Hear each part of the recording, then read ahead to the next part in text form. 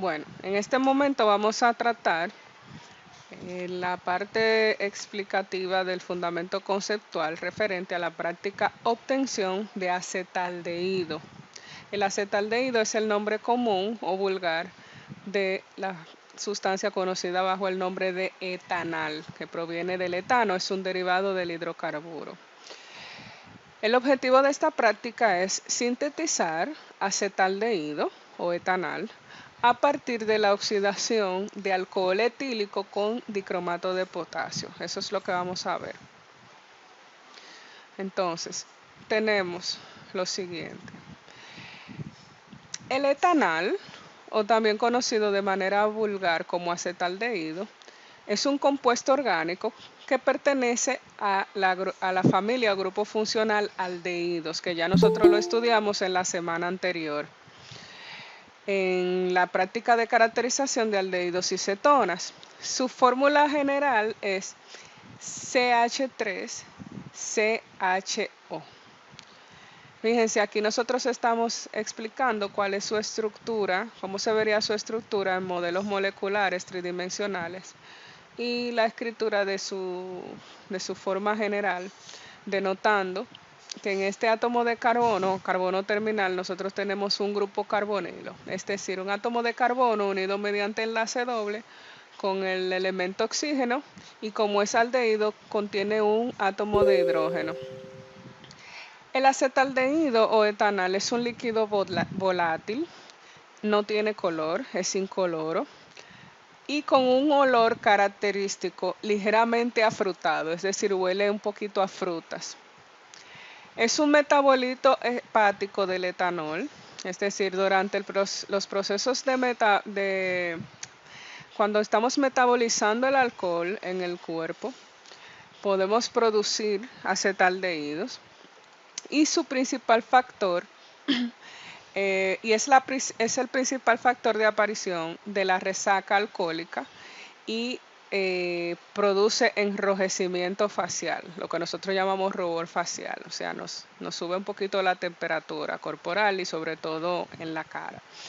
Es mucho más tóxico que el alcohol, 20 veces más tóxico, y también tiene propiedades para ser cancerígeno. Entonces, cuando nosotros oxidamos un alcohol, fíjense, cuando nosotros hacemos un proceso redox de oxidación, lo que estamos haciendo es promoviendo la formación de enlace carbono-oxígeno o rompiendo enlaces carbono-hidrógeno.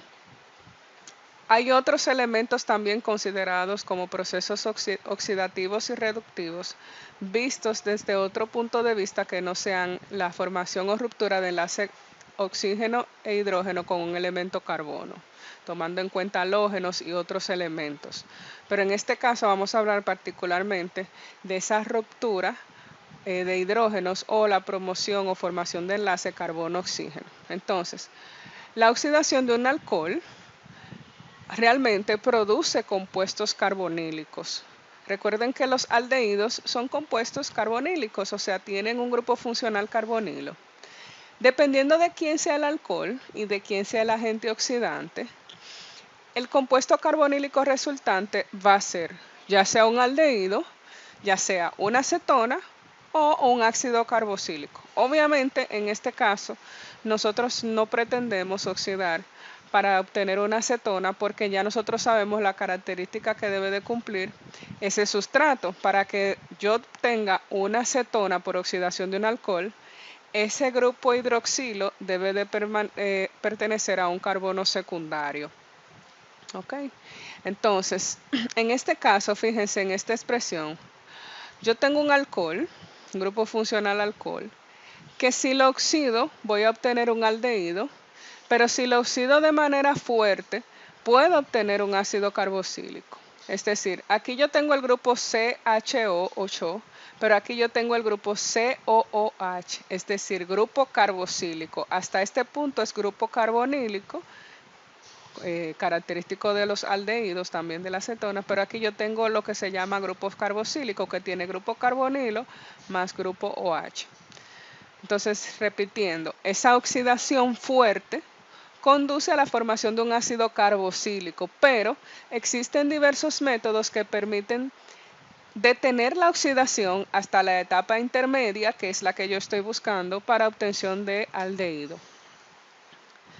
Antes de nosotros pasar a la reacción redox, que es un tipo de oxidación redox, en la práctica anterior de aldehídos y cetonas ya habíamos enseñado la nomenclatura IUPAC de aldehídos y cetonas. En este caso, como la práctica se llama obtención de acetaldehído y se escogió el nombre común para ese aldehído, ahora en esta ocasión vamos a enseñar un poquito de nomenclatura común de aldehídos específicamente.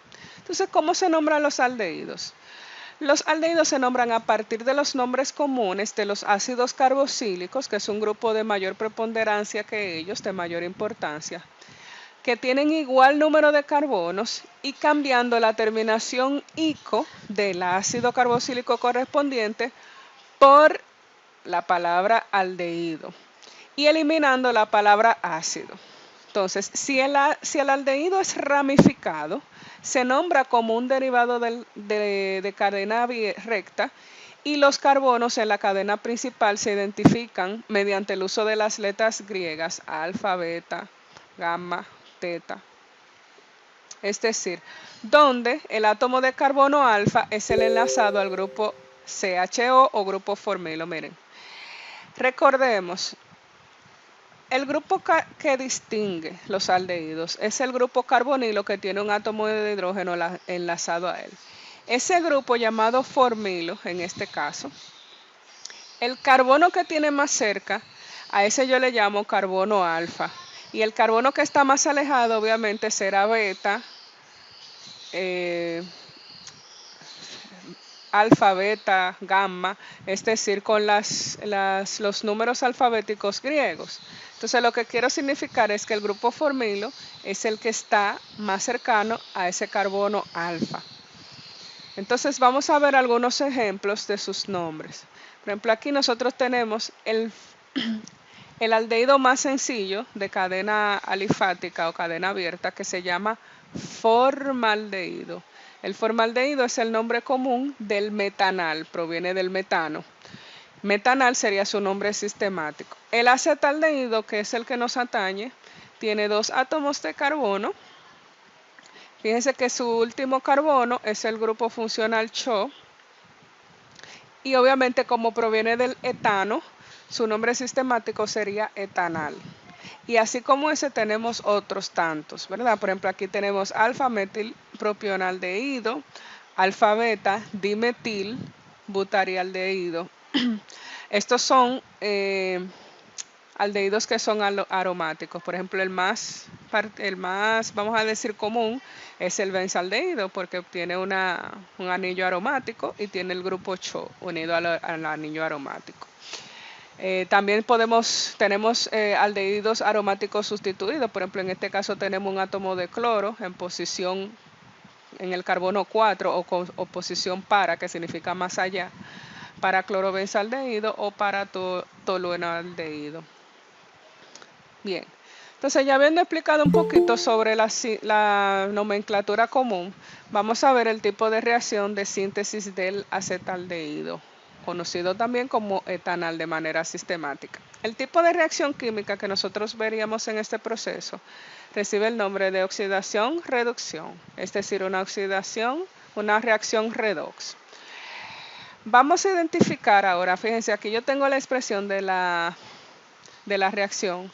Yo tengo que 3 moles en este caso, el sustrato, que es el etanol, para yo producir acetaldehído, van a combinarse con este reactivo, que es el dicromato de potasio, es el agente oxidante fuerte que me va a oxidar el sustrato. En este caso, la oxidación yo la voy a hacer aquí para yo promover la formación de enlace carbono-oxígeno. Y voy a utilizar una sustancia catalizadora que me va a ayudar a acelerar la velocidad de la reacción, que va a ser el ácido sulfúrico. Como producto resultante obtendré el acetaldehído, que voy a tener 3 moles también. Y voy a obtener productos que son secundario y terciario. Por ejemplo, secundario y terciario serían el sulfato de cromo y el sulfato de potasio. Sulfato de cromo 3, sulfato de potasio y agua. Pero este es el producto principal, que es el acetaldehído. Fíjense aquí, yo le he colocado quién es el sustrato, quién es el reactivo, quién es el catalizador, el producto principal, quiénes son los productos secundarios y terciarios y otros productos. Aquí están todos con sus roles, fórmulas y nombres en cada sustancia. El dicromato de potasio es el agente oxidante porque es el que promueve la formación de enlaces carbono-oxígeno en el sustrato. Entonces, obviamente, ese mismo dicromato de potasio, si es el oxidante, el agente oxidante, es la sustancia que se reduce, fíjense. El cromo venía trabajando en ese compuesto, en el dicromato de potasio, con carga de +6. Pero ahora, en el sulfato de cromo, que es uno de los subproductos que se forman, trabaja con +3. Si yo lo veo en una recta numérica de derecha, o sea, de derecha a izquierda, de 6 bajó a 3. Aunque se queda dentro de los positivos, se está moviendo de derecha a izquierda en la recta numérica, buscando hacia los números negativos. Quiere decir que ganó 3 electrones. Si ganó 3 electrones en el proceso, entonces se redujo, porque la reducción va acompañada con ganancia de electrones. Esos 3 electrones que ganó el cromato en ese proceso, los perdió la muestra, que en este caso sería el sustrato. Esos 3 electrones que él perdió, perdón, que él ganó, fue porque lo perdió el sustrato. Y si lo perdió el sustrato, la sustancia que se oxidó, en este caso es el alcohol etílico. Y fíjense que sí que se oxidó. ¿Por qué? Porque yo tengo que aquí ocurrió ruptura de enlace carbono-hidrógeno. Fíjense que aquí yo tengo 2 átomos de carbono, ahora tengo 1. Y tengo formación de enlace carbono-oxígeno. Ese oxígeno, como está enlazado mediante enlace doble con el carbono aquí en el grupo carbonilo, equivale como si yo tuviera 2 veces oxígeno en la molécula. Entonces, el procedimiento es el siguiente.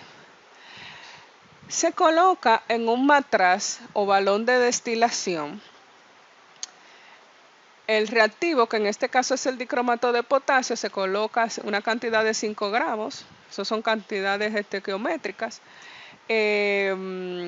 diluido en agua, o sea, disuelto en agua, y luego por un embudo de goteo, como estoy señalando aquí, se adiciona el ácido sulfúrico concentrado, que se va a ir adicionando poco a poco. El objetivo del ácido sulfúrico concentrado es servir de catalizador. Hay que cuidar mucho, fíjense que tenemos un termómetro acá, de que la temperatura no aumente mucho porque si no se pierde el sustrato. ¿Cuál es la temperatura de ebullición del alcohol etílico? El alcohol etílico ebulle a 78 grados. Entonces, cuando yo adiciono ácido, la reacción es exotérmica y desprende energía en forma de calor.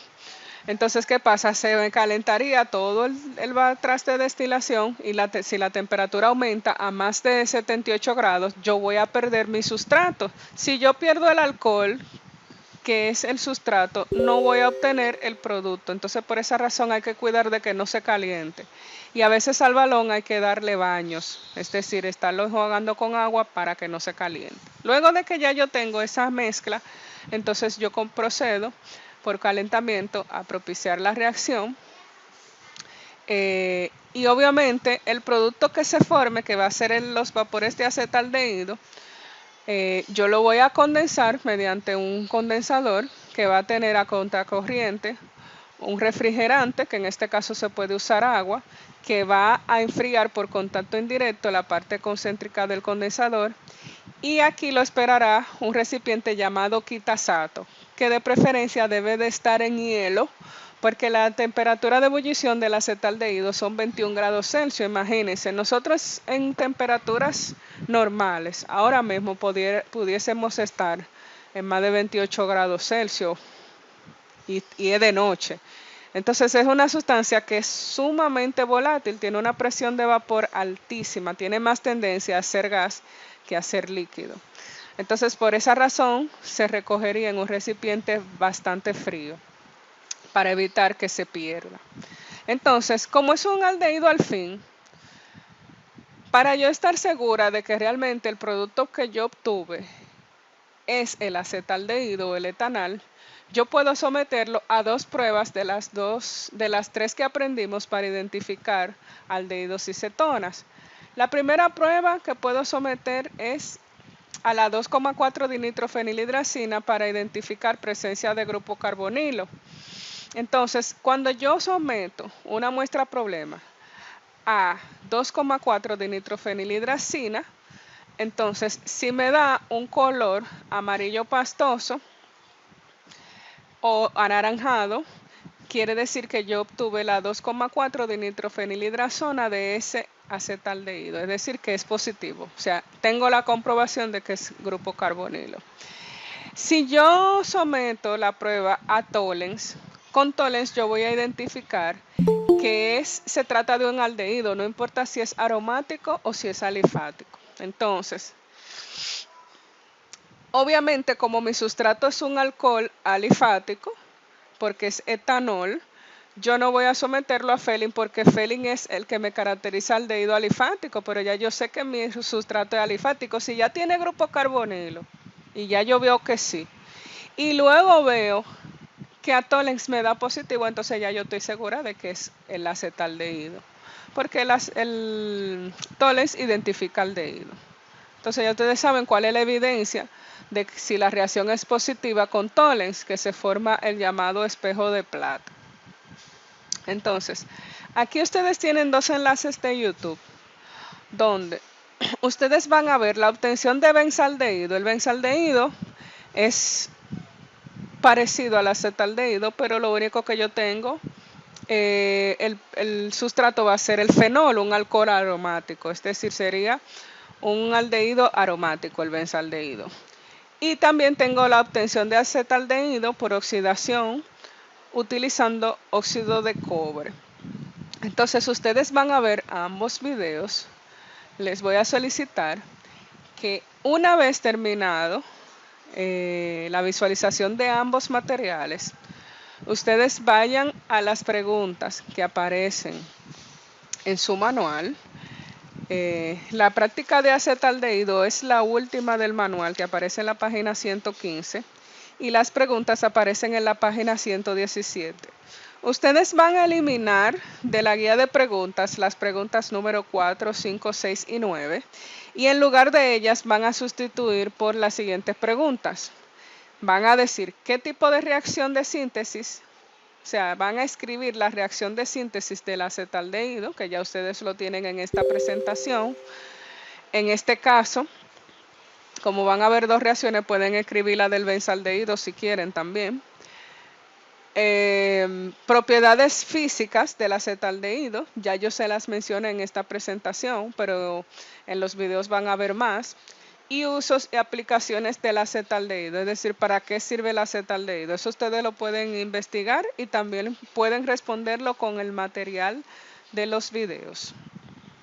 Entonces, ahora yo voy a dejarlo con la visualización del video.